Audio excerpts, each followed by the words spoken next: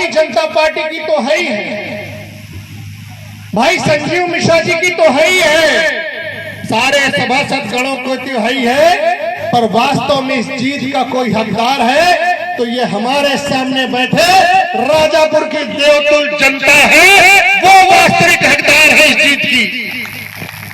साथियों, बहुत कठिन लड़ाई थी।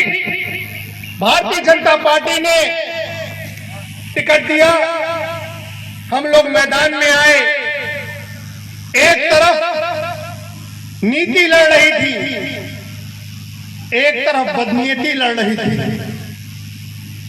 एक तरफ शालीनता थी, एक तरफ उग्रता थी, लेकिन जनता जो हमारी चाहती है उसने वो चुन लिया। बहुत परेशान थे हमारे कार्यकर्ता, हमें फोन कर रहे थे, लगातार फोन आते थे कि विधायक जी फलानी जगह पैसा बट रहा है, पहाड़ी से 50 लाख रुपए आ गया, यमुना पार से 50 लाख रुपए आ गया, कोई कहता था मऊ से कुछ पैसा आ गया, कोई कहता था करबी से कुछ पैसा आ गया और लगातार पैसा बटेगा। लोग बताते थे कहां एक तरफ 2 करोड़ रुपया खर्चा हुआ, वहीं भाई संजीव मिश्रा जी ने मात्र 4 से 5 लाख खर्च करके आपके बीच आज अध्यक्ष बन के खड़ा कर दिया आपने। क्योंकि लड़ाई पैसे से जीती ही नहीं जा सकती, पैसे से आप किसको खरीद पाओगे, किस को खरीद पाओगे। ये राजापुर की जनता है, अभाव में जी लेगी लेकिन प्रभाव में नहीं आएगी, आएगी तो प्रेम में आएगी, और प्रेम में जो चाहो हमसे ले लो। गोस्वामी तुलसीदास जी की नगरी है ये, भगवान श्री राम ने यहाँ तपस्या की है चित्रकूट में, ऐसी नगरी में यह आचरण। मैं तो पहले बहुत संशय में था कि चुनाव बड़ा कठिन है, लेकिन जिस दिन शाम के समय मैंने अपनी उग्रता का प्रदर्शन कर दिया, उसी दिन मैं आश्वस्त हो गया कि ये उग्रता स्वीकार कभी राजापुर की जनता नहीं करने वाली। और वो दिन पर दिन कितना हमें कोसते रहे, हमारे मत उतना बढ़ते रहे, लोगों के मन में दृढ़ निश्चय होता गया। ये बड़ा कठिन समय है साथियों, हमारे देश में इस समय आदरणीय मोदी जी, उत्तर प्रदेश में योगी जी और पूरा विपक्ष एक साथ लामबंद है। वो हजम नहीं कर पा रहा है, ये चीज वो हजम नहीं कर पा रहा है।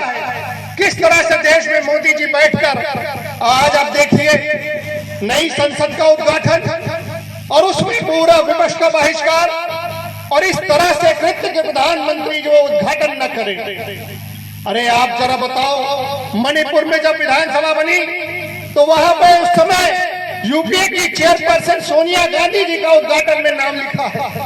किस नीति के तहत कैसे आप किसी का विरोध करते हो? कोई नीति नहीं, कोई नियम नहीं, सिर्फ विरोध करना है। और साथियों, विरोध करने वालों की कोई सूरत नहीं।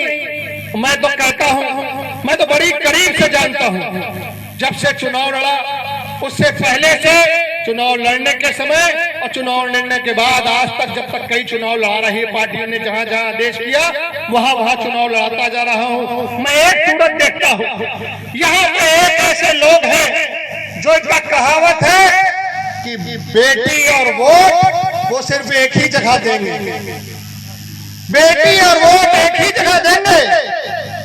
लेकिन हम लोग नहीं हैं। हमारा समाज का मतलब है प्रजापति समाज, उसी में आता है, निषाद समाज उसी में आता है, आरक समाज उसी में आता है, वैश्य उसी में आता है, क्षत्रिय समाज उसी में आता है, ब्राह्मण समाज उसी में आता है, ऐसे हमारे लोधी समाज उसी में आता है, ऐसे हमारे कोरी समाज आता है, अनुसूचित वर्ग आता है, पिछड़े आते हैं, अति पिछड़े आते हैं, ये तमाम समाज है। लेकिन ऐसे आज माहौल चल रहा है, ऐसा माहौल कि मैं आपको क्या बताऊं। अभी हाल फिलहाल की घटना देखी होगी आपने, करबी विधानसभा की घटना है। एक बच्ची का हत्या होकर आई, सामान्य की उसकी मौत हो गई। उसकी मौत पे कुछ महीने पहले ऐसे व्यक्ति ने राजनीति की और राजनीति कर एक ब्राह्मण समाज के व्यक्ति को उसका आरोपी गढ़ दिया। मीडिया ने मीडिया में छपा और उसको जाकर धरना प्रदर्शन किया और उसको जेल भिजवाने का काम करके आत्मसंतुष्टि लेने का काम किया। अरे आप जरा सोचो, इस करबी विधानसभा में अगर वो विजयी हुए तो मैं जानता हूँ हर समाज के व्यक्तियों ने वोट दिया होगा, लेकिन आज वही समाज उन पर कोस रहा है, उन पर अफसोस कर रहा है कि करबी विधानसभा में हमने कौन सी गलती करके ऐसे आदमी को चुन लिया जो ब्लड कराकर SC/ST और हत्या का आरोप है। पुलिस की जांच हुई, जांच में दूध का दूध पानी का पानी हो गया साथियों, दूध का दूध पानी का पानी हो गया। वो व्यक्ति निर्दोष होकर साबित हो गया और मैं धन्यवाद देना चाहूंगा, आभार व्यक्त करना चाहूंगा अपने पुलिस प्रशासन का, जिन्होंने निष्पक्षता से जांच करी और जांच में जब रिपोर्ट आई उसको सार्वजनिक किया और वो व्यक्ति जो दोषी हो गया था वो निर्दोष होकर बाहर आया। वो तो बाहर आ गया, लेकिन उसके 7 महीने जो उसने जेल में बिताए वो कौन ला के देगा, मैं पूछना चाहता हूँ। मैं आप सबको आह्वान करना चाहता हूँ कि आप अपने इसको हृदय में रखिए, इसको दिमाग में रखिए और जब भी अवसर मिले तो ऐसी घटनाओं का बदला वोट की चोट से दिया जाता है साथियों, वोट की चोट से दिया जाता है। आप जरा बताइए, जब भी क्या बेटी और वोट एक ही जगह, कोई भी कुछ हो जाए उसका आरोपी मैं, किसी के साथ कुछ हो जाए उसका आरोपी मैं। अरे किसी का बेटा अगर व्यापम में 3 बार जेल जाके बेल पे बाहर आ रहा है तो क्या इसका आरोपी मैं होऊंगा क्या? डकैतों को तो हमने छोड़ा नहीं, योगी सरकार ने नहीं छोड़ा, लेकिन आपसे आह्वान करना चाहता हूं कि डकैतों के संरक्षकों को भी नहीं छोड़ना है, उनको भी यथास्थान पहुंचा के देना है। आने वाले समय की बात है, ये हमारा चुनाव हो गया, अब यही चुनाव को आप लोकसभा चुनाव का आगाज समझिए और मैं जान गया हूं इस ताकत को। ये ताकत में संजीव मिश्रा जी गलत बोल रहे थे, मैं पूरी तरह सहमत नहीं हूं। ये कह रहे थे कि जब टिकट की बारी आई तो इन लोगों ने नाम दिया।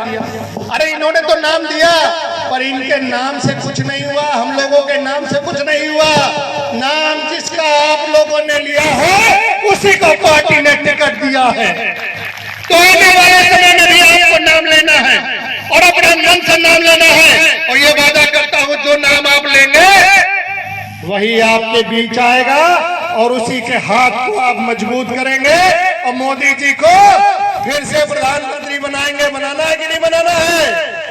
ये लड़ाई यहीं तक है, थक जाएंगे, थकना नहीं है, यहाँ से प्रण लेकर आगे की लड़ाई प्रारंभ कर देनी है। कर देनी है कि नहीं करनी है? सबको करनी है ना। पीछे वाले भी, उधर भी, जो इधर साइड में बैठे हैं वो हमारे साथी मंडल के पंकज बलुआ वगैरह जी बैठे थे, वो दिख नहीं रहे हैं। सब लोग साथी है ना, सब लोग तैयार है तो आगे भी पीछे भी ये अब विकास की नई गाथा लिखना है साथियों। राजापुर में विकास की नई गाथा लिखना है और जितने अधूरे काम थे उनको पूरा करना है। पूरा एक काम होगा, एक गली नाले का विकास होगा, क्योंकि विकास मिश्रा जी साथ में है, संजीव जी यहाँ पर है, आपकी 15 की